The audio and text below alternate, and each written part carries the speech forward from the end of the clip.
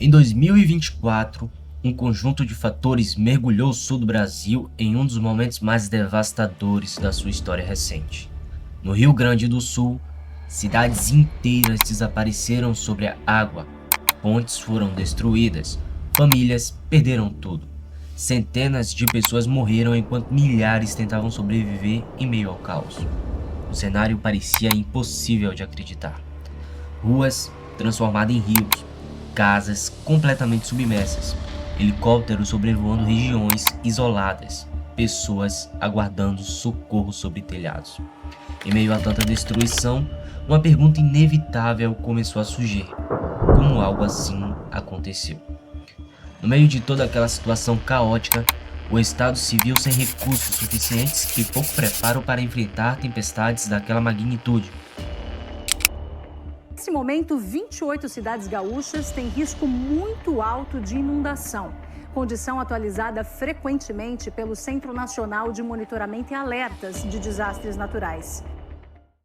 O resultado foi desespero para a população gaúcha e um sentimento de impotência para milhões de brasileiros que acompanhavam tudo à distância. Mas existe um detalhe importante: especialistas apontam diversos fatores por trás daquela tragédia, e entre eles estava um nome conhecido da climatologia mundial, um fenômeno silencioso, invisível aos olhos, mas capaz de alterar chuvas, temperaturas, secas e tempestades em diferentes partes do mundo: o El Niño. E agora, cientistas observam sinais que levantam uma nova preocupação, porque esse fenômeno parece estar retornando. Mas afinal, o que exatamente é o El Niño?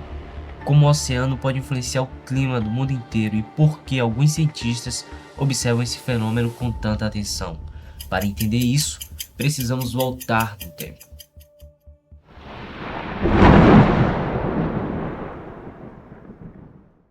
Nos últimos meses, cientistas de diferentes partes do mundo vêm acompanhando mudanças incomuns nas águas do Oceano Pacífico.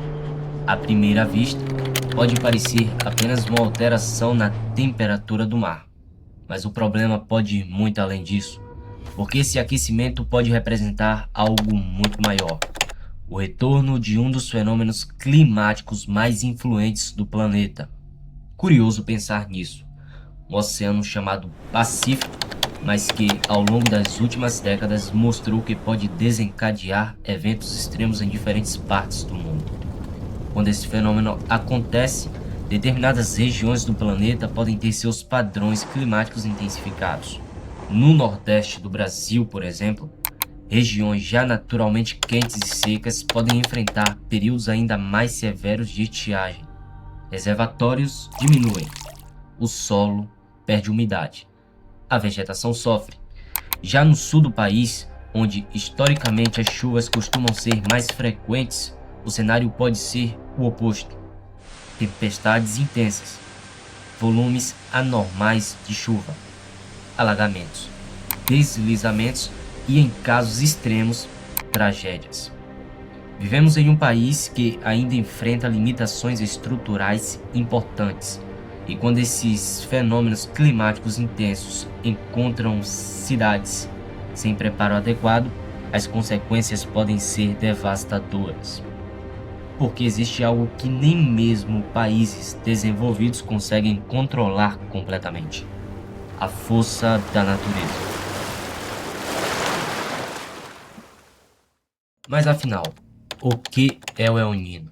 A história desse fenômeno começou há séculos. No século XIX, pescadores do Peru e do Equador começaram a perceber algo incomum.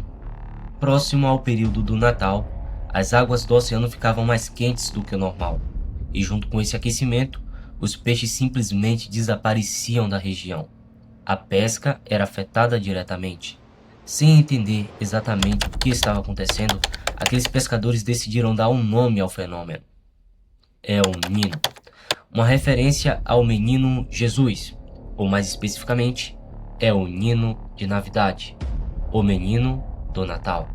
Mas havia algo que aqueles pescadores ainda não sabiam: o fenômeno que parecia afetar apenas a pesca, na verdade tinha potencial para alterar o clima de diferentes partes do mundo inteiro. E para entender isso, precisamos olhar para algo gigantesco, o Oceano Pacífico. Mas existe uma pergunta importante. Como um oceano consegue mudar o clima de praticamente o planeta inteiro? Para entender isso, precisamos olhar para um mecanismo invisível que funciona continuamente na Terra. O nosso planeta gira em torno do próprio eixo. Esse movimento é chamado de rotação. Ao mesmo tempo, existe algo importante sobre a distribuição de calor no planeta. As regiões próximas à linha do Equador recebem mais energia solar ao longo do ano. É por isso que, naturalmente, essas áreas costumam ser mais quentes. E quando falamos do Oceano Pacífico Equatorial, existe um detalhe fundamental. O calor não fica parado. Ele está em constante movimento. Normalmente, o aquecimento próximo da linha do Equador cria regiões de baixa pressão atmosférica. E é aqui que entram os chamados ventos alísios. Esses ventos funcionam quase como uma gigantesca esteira natural do planeta. Por causa do movimento da Terra, conhecido como efeito Coriolis, os ventos não seguem em linha reta. No hemisfério norte, eles se deslocam em direção ao sudoeste. No hemisfério sul, seguem para noroeste. E ambos acabam empurrando águas mais aquecidas do Pacífico em direção ao oeste, próximo da Ásia e da Indonésia.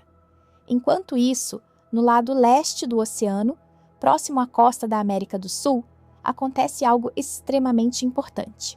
Um processo chamado ressurgência. Águas frias e ricas em nutrientes, vindas das profundezas do oceano, sobem para a superfície. Esse mecanismo ajuda a manter aquela região mais fria e extremamente rica para a vida marinha. É quase como se o planeta estivesse funcionando em equilíbrio. Uma troca contínua, uma engrenagem natural perfeitamente sincronizada.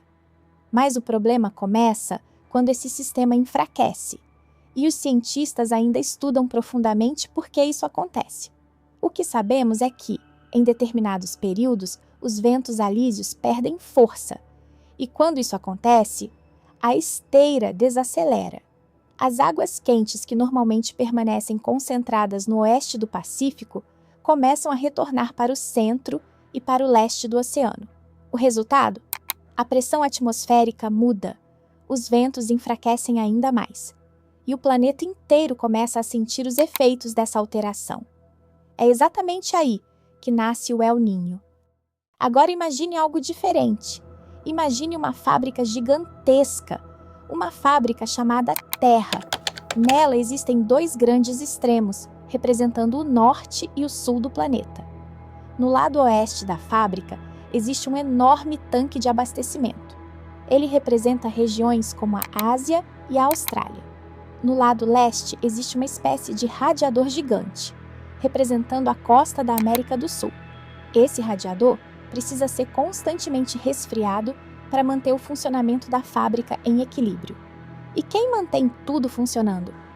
Funcionários que trabalham continuamente, transportando recursos de um lado para o outro. Esses funcionários representam os ventos alísios. Enquanto todos trabalham normalmente, a fábrica opera em equilíbrio. Tudo funciona.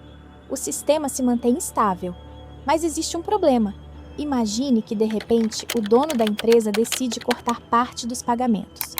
Os funcionários começam a trabalhar menos. Alguns reduzem o ritmo. Outros praticamente param. A produção enfraquece. O tanque deixa de receber abastecimento adequado. O radiador começa a falhar. E, aos poucos, toda a fábrica começa a sofrer consequências. Foi exatamente assim que muitos cientistas passaram a enxergar o funcionamento do El Niño. Quando os funcionários enfraquecem, o equilíbrio do planeta também enfraquece, e os impactos podem aparecer a milhares de quilômetros dali. Mas existe...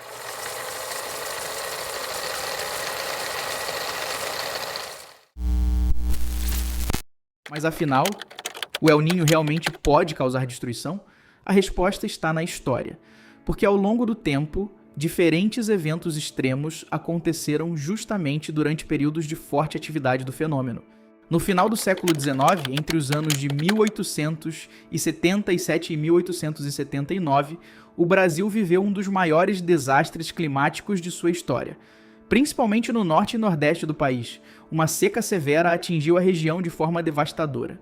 Plantações foram destruídas, animais morreram, milhares de famílias ficaram sem acesso ao básico para sobreviver. A tragédia ficou conhecida como a Grande Seca, considerada o maior desastre climático do Brasil imperial. E uma das secas mais severas já registradas no país. Naquela época não existiam satélites, não existiam boias oceânicas, não havia tecnologia capaz de medir exatamente o aquecimento do Pacífico como existe hoje. Mas os efeitos climáticos observados naquele período levam pesquisadores a acreditarem que um El Niño extremamente intenso possa ter desempenhado um papel importante naquele desastre. Décadas depois, o fenômeno voltaria a caminhar ao lado de outro cenário devastador. Em 2024, o Pantanal brasileiro enfrentou uma das temporadas mais severas de incêndios já registradas. O que antes era conhecido como uma das regiões mais úmidas da América Latina, começava a secar. A estiagem prolongada, combinada ao acúmulo de matéria orgânica seca, transformou o bioma em combustível.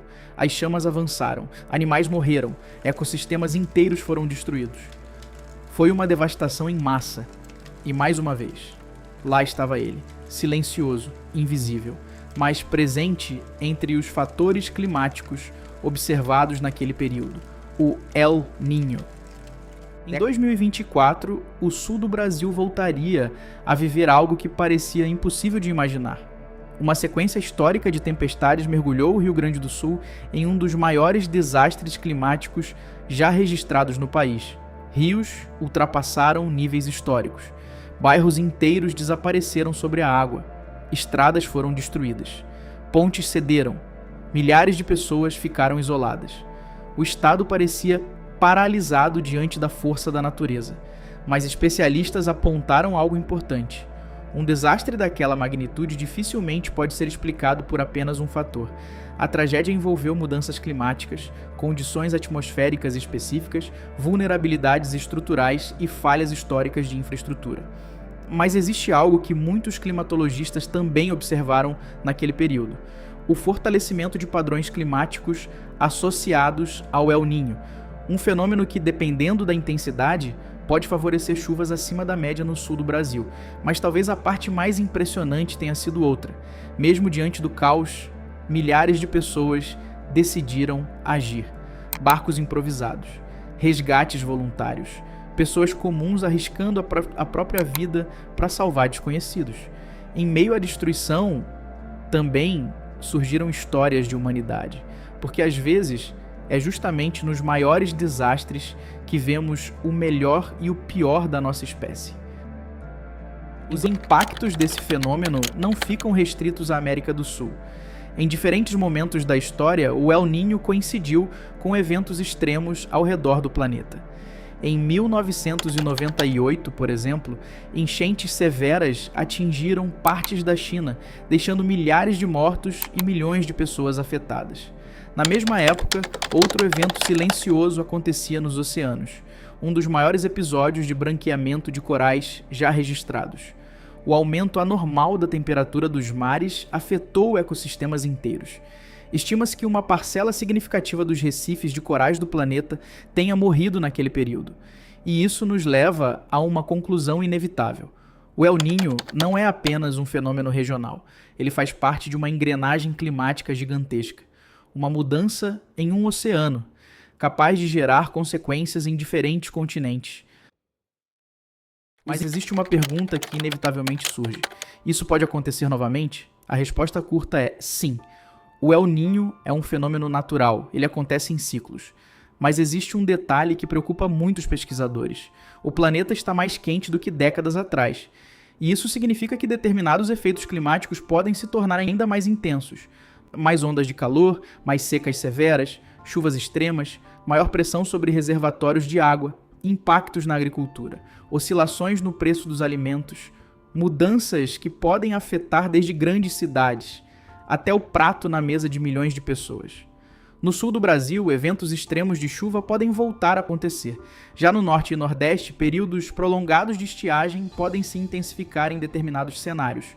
Tudo depende da intensidade do fenômeno, da temperatura dos oceanos, da resposta da atmosfera e de fatores que a ciência ainda busca compreender completamente, porque apesar dos avanços tecnológicos, a natureza ainda guarda mistérios. Mas talvez exista uma pergunta ainda maior. Uma pergunta que vai além da ciência. Ao longo da história, civilizações inteiras temeram os sinais da natureza. Secas prolongadas, enchentes, calor extremo, mudanças repentinas no clima, eventos que em diferentes épocas foram vistos como avisos de algo maior. Curiosamente, o nome El Niño surgiu em referência ao menino Jesus, uma coincidência histórica, um nome dado por pescadores séculos atrás. Mas hoje, em um mundo marcado por extremos climáticos cada vez mais intensos, alguns, inevitavelmente, fazem a pergunta: seriam esses apenas ciclos naturais do planeta? Ou estaríamos testemunhando algo maior?